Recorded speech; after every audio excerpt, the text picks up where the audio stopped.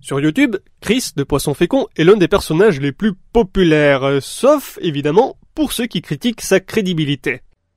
Et bien justement, dans sa dernière vidéo, Chris leur répond directement et très clairement. Plus sérieusement, je fais toujours super gaffe à ce que mes sources soient le maximum fiables, Kimi. Cela dit, je reste humain et il m'arrive parfois de faire des erreurs que je ne remarque qu'après coup. Et alors j'essaye de me rattraper en mettant une annotation dans la vidéo. Et franchement, c'est une attitude exemplaire.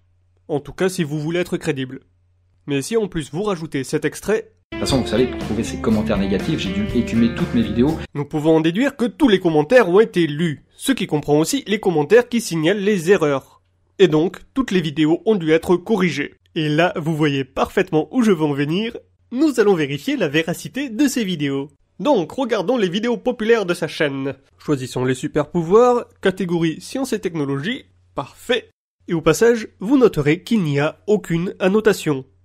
Ni aucune source d'ailleurs. Par contre, je préfère vous prévenir, si vous vous attendiez à une critique dévastatrice, je suis désolé, mais cette fois-ci nous allons faire quelque chose de constructif. Donc c'est parti avec la présentation d'humains aux soi-disant pouvoirs extraordinaires. Qui a la particularité extrêmement rare pour un asiatique d'avoir les yeux bleu clair. Ce qui surtout lui donne la capacité de voir aussi bien le jour, comme dans la nuit. Là, il vient quand même de dire que les gens qui ont les yeux bleu clair voient la nuit. Littéralement. Cela ne peut pas être le cas. Est-ce que tu es nyctalope? Non, bien évidemment. Donc réinterprétons. Ce que Chris a pu vouloir dire, c'est que les yeux de cet enfant sont différents des yeux bleu clair normaux. Et c'est ce bleu particulier qui lui permet de voir la nuit. Et si l'on observe l'anatomie de l'œil, on se rend tout de suite compte que le seul rôle de l'iris dans la vision nocturne est dans ce que l'on appelle la dilatation de la pupille. Ce qui est totalement indépendant de la couleur de l'œil. Donc, je préfère être bien clair. Dire que la capacité de voir la nuit lui est donnée par le bleu clair de ses yeux, c'est comme dire que Blanca est capable de donner des décharges électriques parce qu'il est roux. Oui, je sais, cette comparaison peut paraître débile. Et pourtant, c'est bel et bien le même concept. Donc cet enfant a subi plusieurs mutations qui lui donnent des caractéristiques phénotypiques différentes, mais l'une n'est pas responsable de l'autre.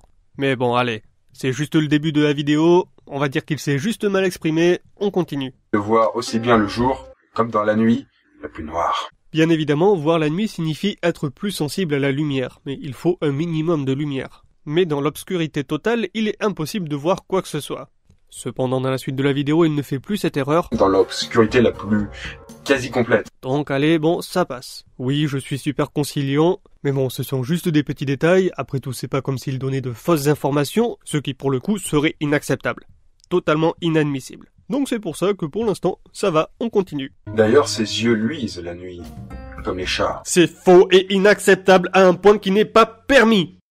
Lorsque l'on dit que les chats ont les yeux qui brillent dans la nuit, cela signifie que leurs yeux reflètent les faisceaux de lumière. Dans la vidéo que présente Chris, on voit qu'il lui met une torche dans la face. Est-ce que ses yeux brillent? Non. Donc là, on n'a pas seulement affaire à une non-vérification de l'information.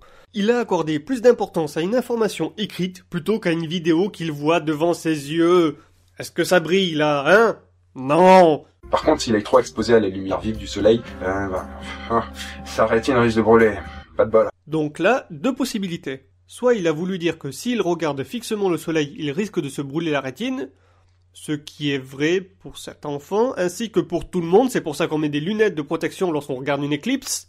Soit il a voulu dire que lorsqu'il joue dehors, en plein soleil, il risque de se brûler la rétine. Et dans ce cas-là, je me demande où est-ce qu'il a trouvé l'information, parce que dans la vidéo, tout ce qu'ils disent, c'est « il peut avoir des troubles de la vision », mais rien d'autre. Donc, vu qu'il n'y a pas de source, on va penser que c'est une information inventée. Il fait du skateboard, du vélo, et même du baby-foot, dans lequel il gagne même plutôt souvent, c'est inquiétant. Fausse information inventée. On voit dans le documentaire qu'il n'est pas capable de repérer les petits objets, encore moins s'ils sont arrondis. Alors une balle de baby-foot en mouvement, c'est un mensonge, c'est inadmissible. Car pour être bien clair, cela signifie que Chris n'a pas vu le documentaire qu'il utilise pour argumenter ses propos. Et donc là, je pourrais m'arrêter, Chris a perdu toute crédibilité. Cependant, vous aurez remarqué que la vidéo est encore longue, car mon but n'est pas de critiquer négativement, c'est juste de montrer les erreurs qui sont évitables, et elles sont évitables super facilement. On continue. Et s'il est capable de réussir tout ça, c'est parce qu'il a appris à scanner son environnement avec des claquements de langue. Si vous ne comprenez pas ce qu'il est en train de faire, c'est parce qu'en fait il essaie d'imiter ça. il y a encore du boulot. Certains aveugles utilisent aussi cette technique en tapant avec leur canne, mais lui c'est vraiment puissance 10. Tout le monde se rend compte que la canne sert à toucher directement le sol, t'as pas besoin de sonar pour ça. Mais il existe vraiment des gens qui utilisent la canne pour faire de l'écolocalisation. Le truc c'est que c'est plus une combinaison des deux.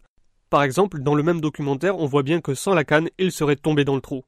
Donc là où je veux en venir, c'est que même si ce que tu racontais est vrai, si cela peut être mal interprété, cela revient au même que si t'avais dit une connerie. Ah, et au fait. Mais lui c'est vraiment puissance 10. Ce nombre n'a aucune signification. Vraiment. Tout ce qu'il voit se grave de façon indélébile dans son cerveau dans les moindres détails. Encore une fois, le documentaire n'a pas été observé, il fait plein de petites erreurs.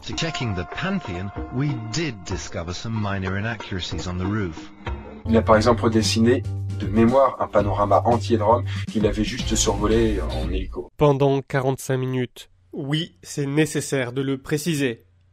Car de la manière dont Chris a présenté le phénomène, on a l'impression que c'est un appareil photo vivant. Un peu comme le frein vulgaire appareil photo. Et donc qu'il suffit qu'il croise quelqu'un pendant quelques secondes pour qu'il puisse reproduire son visage, son corps, le décor et les gens autour de lui. Alors qu'en réalité c'est juste un travail de mémoire. Et donc ça n'a rien à voir. Et oui, cela reste extrêmement impressionnant.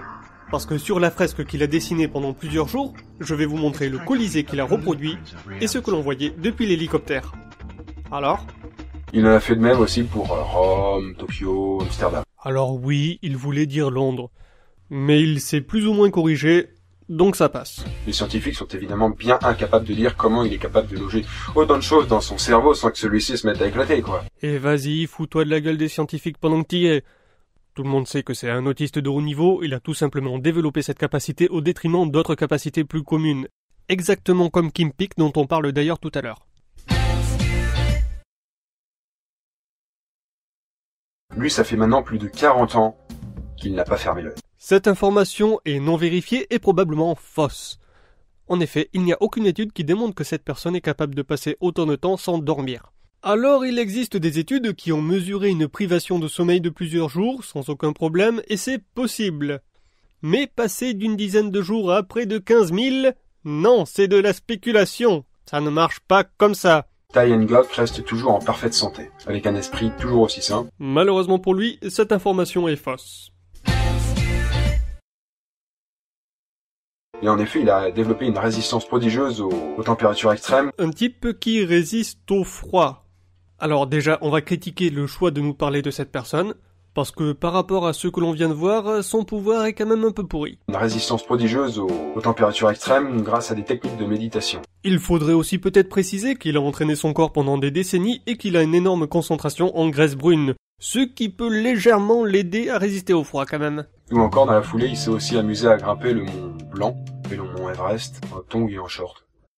Alors pour le Mont Blanc, référence nécessaire, et pour l'Everest, il n'a pas réussi à atteindre le sommet.